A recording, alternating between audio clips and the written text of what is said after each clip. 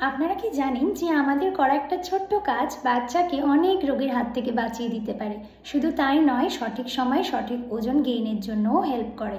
আমরা অনেক সময় শুনে থাকি যে বাচ্চাটা জন্মেছে সঠিক ওজন হয়নি, বা অনেক সময় শুনে থাকি যে সঠিক টাইমের আগে জন্মে গেছে। তো এই সমস্ত বাচ্চাদেরকে ওজন বৃদ্ধি আর ইনফেকশন থেকে বাঁচানোর জন্য একটা পদ্ধতি আমরা করে থাকি, সেটাকে ক্যাঙ্গারু মাদার কেয়ার বা কেএমসি বলে আমরা জানি।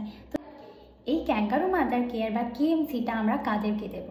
সর্বপ্রথম মনে রাখবো যে সমস্ত বাচ্চার ওজন কম হয়েছে, তার মানে যাদের 2 কেজি 500 ওজনের কম হয়েছে তাদেরকে আমরা দেব। আর যাদের প্রিম্যাচিওর মানে সময়ের আগে ডেলিভারি হয়। এবারে বলবো কেএমসির সঠিক পদ্ধতিটা কেমন। প্রথমে বলি যে স্কিন টু স্কিন কন্ট্যাক্টটা দিচ্ছে বা কেএমসি দিচ্ছে, তাকে ওপেনলি মানে মায়ের স্কিনের সাথে বা যে কেয়ার গিভার তার স্কিনের সাথে বাচ্চার কানেক্টেড হতে হবে। তো প্রথমে বাচ্চাকে সেই ব্যক্তির চেস্টের উপর মানে দুটো ব্রেস্টের ঠিক মাঝ বরাবর বাচ্চাকে শোয়াতে হবে, এবং স্কিনের সাথে স্কিন যাতে টাচ হয়।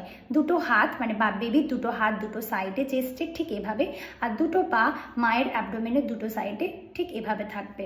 আর বাচ্চার বডিটা মানে অ্যাবডোমেনটা মায়ের চেস্টের সাথে টাচ হয়ে থাকবে, একদম ঠিক দেখতে ব্যাঙের মতো। তো এইভাবে ফ্রক লাইক পজিশন মেনটেনেন্সের সাথে সাথে বাচ্চার মুখটা যে কোনো একটা সাইডে কার্ভ করে মায়ের বুকের উপর শুয়ে দিতে হবে, যাতে তারা যখন দরকার হয় তখন ব্রেস্ট ফিড করতে পারে এবং সঠিকভাবে রেসপিরেশনও নিতে পারে। এবার বলি যে এই ক্যাঙ্গারু মাদার কেয়ারের বেনিফিটটা কি।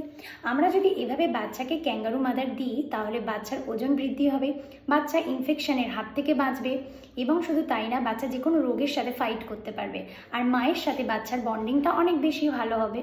তো ডেফিনেটলি আমাদের এই ক্যাঙ্গারু মাদার কেয়ারটা যাদের লো বার্থ ওয়েট বেবি বা প্রিটার্ম মানে সময়ের আগে হয়েছে, 37 উইকের আগে, তাদের ক্ষেত্রে অবশ্যই এটা মেনটেন করা উচিত।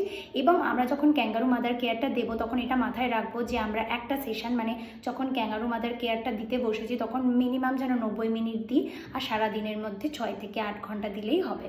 তো এই ছিল আজকের টপিক। কেমন লাগলো অবশ্যই কমেন্ট করে